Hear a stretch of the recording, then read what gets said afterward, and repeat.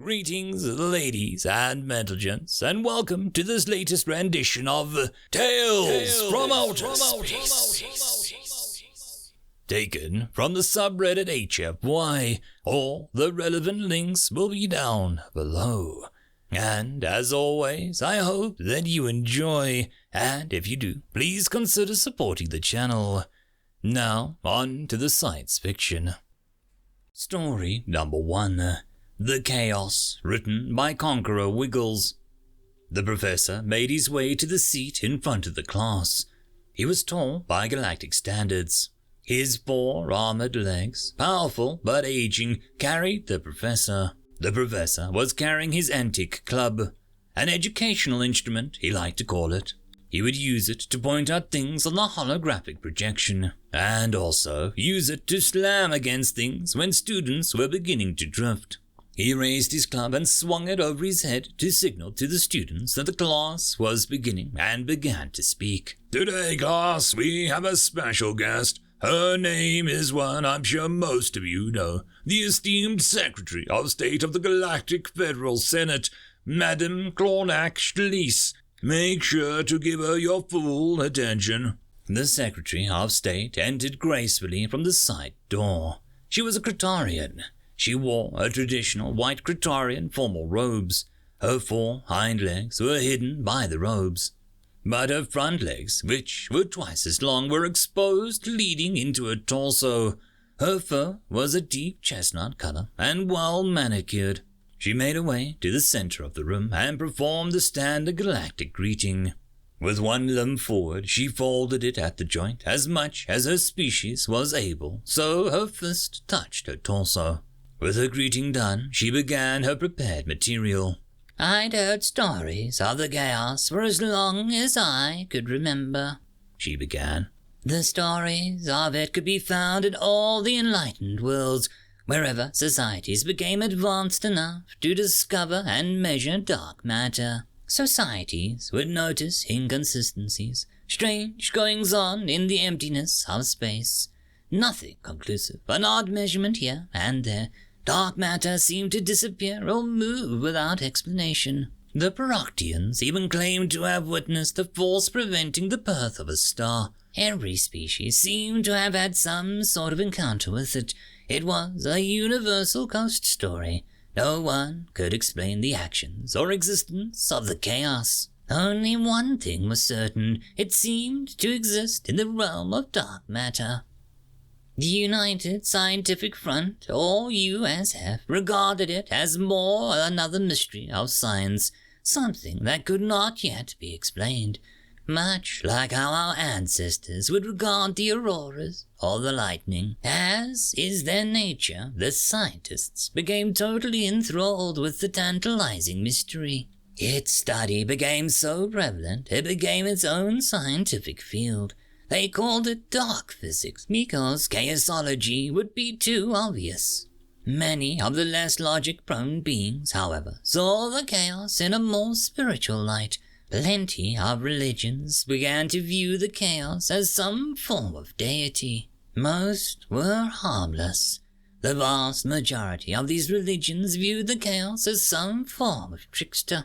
Rather than something benevolent, however, there were plenty of cults that viewed the chaos as death and destruction incarnate. Even a few that would try and contact the chaos through various means. Most of these radical groups were ignored, until, that is, one of them got a response. The cult in question was an offshoot of technolism. Technolists believe that scientific and technological advancement are the only path to enlightenment. This particular offshoot was called the Heightened Brotherhood of Technolism.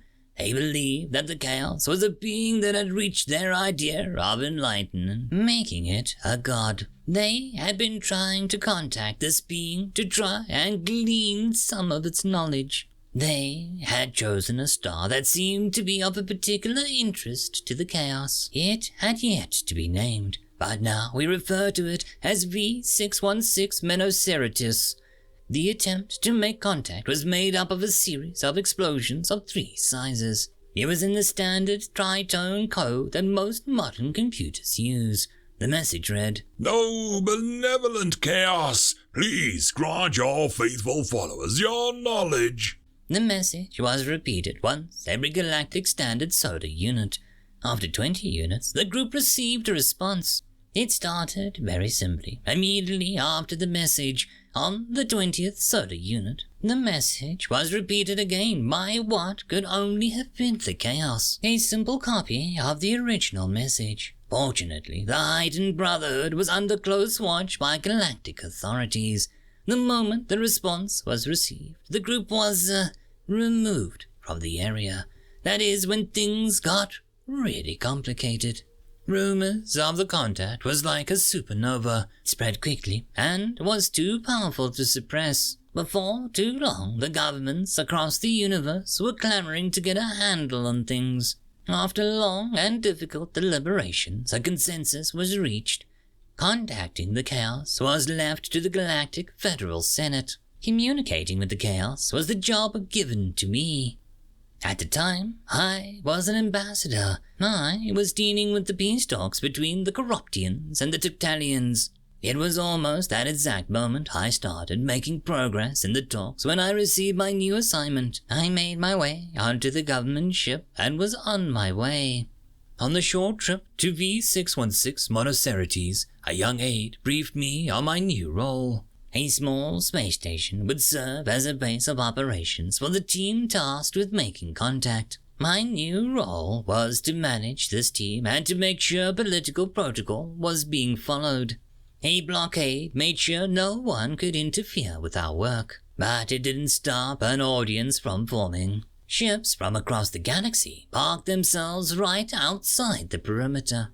No count of the ships was ever made, but there must have been millions. It seemed as if some massive luminescent nebula had formed around the star. I knew that our every action would draw scrutiny. When we set out to make contact with the Chaos, we had 3 goals. We needed to determine without a doubt that the Chaos was in fact sapient. Next, we needed to determine the goals of the Chaos. But most urgently was our need to know if the Chaos would present a threat in the future. After 10 grueling solar units of deliberations, we had crafted our first message. We thought it would be best if we continued using the same code and method as the cult who first made contact. So, in standard tritone code, our message read, "We speak for the Galactic Federal Senate. To whom do we speak?" Once we produced the message, all we could do was wait. The silence was deafening. Then, out of the star itself, a shockwave exploded outward. The shockwave itself was harmless, albeit startling. Once we recovered, we saw it. A massive shadow had appeared in front of the star. It was the largest ship that anyone had ever seen. It looked like it had been crafted out of a black hole. The ship seemed to absorb any light that touched it. The Chaos had arrived on the galactic stage. After weeks of dedications, I still couldn't shake the nervousness caused by their presence. After their dramatic entrance, the Chaos found itself completely surrounded by the blockade. It had been in place to keep back the onlookers. Now their ranks were in chaos, no pun intended. Meanwhile, the ship made its way to our space station. Not bothering to ask for permission, they docked with us and we met them as they boarded us. First contact was, an ordeal.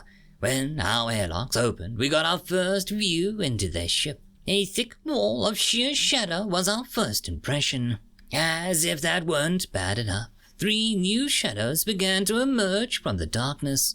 And so finally we saw the true face of the Chaos. A tall, bipedal species with 2 arms ending in manipulators approached us. And to our horror, they seemed to be formed out of living darkness. We soon found that their regular form of communication wasn't compatible with our own. Fortunately, they did have the written language, and despite their forms, seemed able to interact with our writing utensils. Much was learned from those first interactions. We found that they were an entire species made up of dark matter.